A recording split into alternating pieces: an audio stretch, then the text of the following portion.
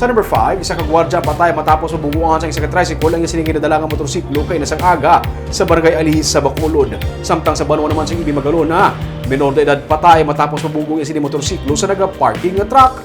May report si Marcian Muyko. Nagadalagan sa circumferential road sa Barangay Alihis kay nasang aga ang multicab nga ginamaneho ni Warren Blance.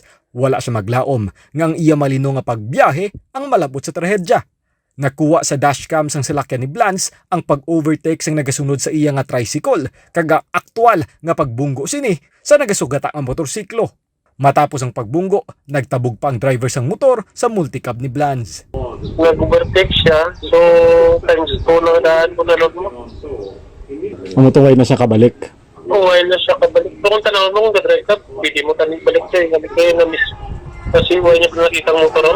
Dead on the spot ang driver sa motorsiklo nga si Louis Vergara, 41 anyos, kagay sa kagwardya sa isa ka universidad sa Bacolod.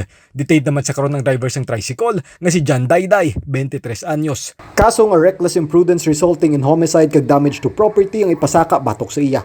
Samtang, patay man ang 17 anyos nga lalaki matapos magbunggo ang ilang motorsiklo sa nagaparking nga truck sang Sabado sang gabi sa highway sakop sang Barangay San Jose sa Ibi Magalona. Ang iaupod nga si Vincent Binyas, 18 anyos, ang karon patay naman nga ginabulong sa ospital. Sa investigasyon sang PNP, ang minor de edad among nagadala sang motor kag nagabiyahe gikan sur padulong norte nga bahin sang dalan sang ining magbunggo sa truck nga nagaparking sa dalan.